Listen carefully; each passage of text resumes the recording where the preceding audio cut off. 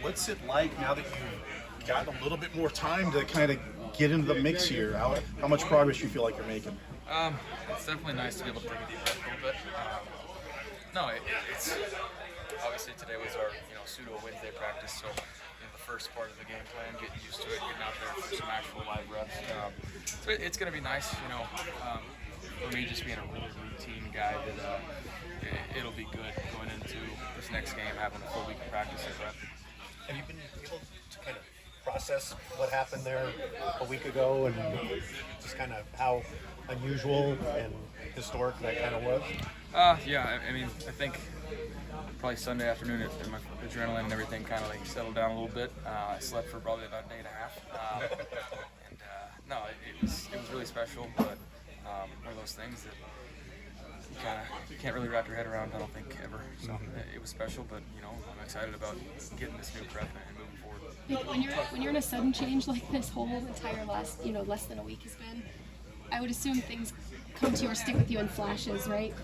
What are some of the flashes that have stuck with you? The little moments in the game, like guys just communicating with me. There were certain things that we did throughout the game that, we didn't talk about doing necessarily with me, but it was a great experience because teammates were helping me out the whole time. They were helping me out with certain nuances of the operation, and just to be able to communicate that with me throughout the game. That you stick with that.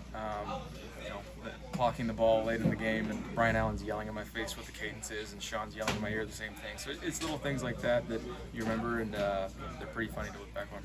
He told us today he still wants to make sure he doesn't give you the whole plate too much. How much is too much? How much is not enough?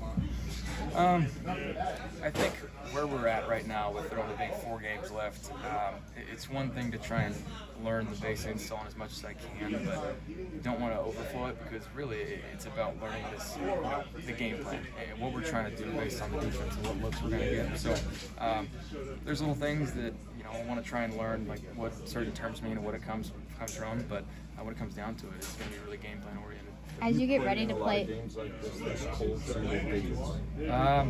No, this is wind chill wise. This will probably be the coldest one. I played in a couple games that are pretty cold, maybe snow, a little bit rainy or windy, but this temperature wise, I think this will be the coldest one for me. is there anything you'll do to prepare for that?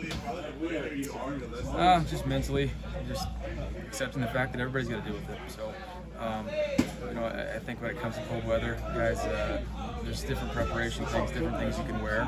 So we're gonna explore all those things, just to eliminate it as much as you can. When it comes down to it, like I said, everybody has to deal with it. Baker. How about a double layer headband for some of the headbanding? A double layer headband. I might go with. It might have to be a ski mask or something to keep yourself warm. So we'll see. Baker pulled off the other night. How much of that was just experience and instinct when you didn't have that prep time? A decent amount, but I mean, I can't give enough credit to Zach Robinson and Liam for helping me get ready. And like I said, those guys were communicating with me throughout the game. So, it wasn't like we were running a ton of concepts that were brand new to me, just terminology and stuff. And those guys were communicating the whole time and made it easy on me. So, it was a good experience. Baker, in what way did Matthew Stafford help you out in that final drive? Matthew was communicating on the sideline as well, just throughout the whole game. When the wristband kind of wasn't a factor, and he was just helping me, talk through some of those things, what we were going to get to, what we were expecting to call next in the next series. So obviously a guy that's played a lot of ball, that's seen a lot, that was continuing to communicate with me. So everybody helped me out. What do you, again, that finish was so dramatic. Over the next 4 games, what do you want to be able to show the Rams and 31 other NFL teams? Hey, it's like I said after the game, that was such a whirlwind right there, but I'm looking to get better each week. Get to a certain point of just being the best version of me, and elevating this team in any way I can, and just being myself. So circumstances happen, and now I'm here, so I'm going to try and make the most of it. How much has this whole experience been refreshing for you as a professional quarterback? Refreshing is an interesting way to put it, considering how stressful the last week has been. But in the end, everything does happen for a reason. So I'm thankful for the group there is here, just the communication and everything. Like I said, those guys helped me get ready. Obviously, talking to Sean, having Matthew there, and just talking with those guys. It's really refreshing to see those guys just truly want to help me out. That's it. Have you predicted Thursday, your college coach got another Heisman Trophy winner. Have you spoken to him since? I have. Yeah, he's gone out recruiting. I think he gets back to LA today, so try and get in touch with him and see if we can get together. But yeah, it's a pretty special moment for him.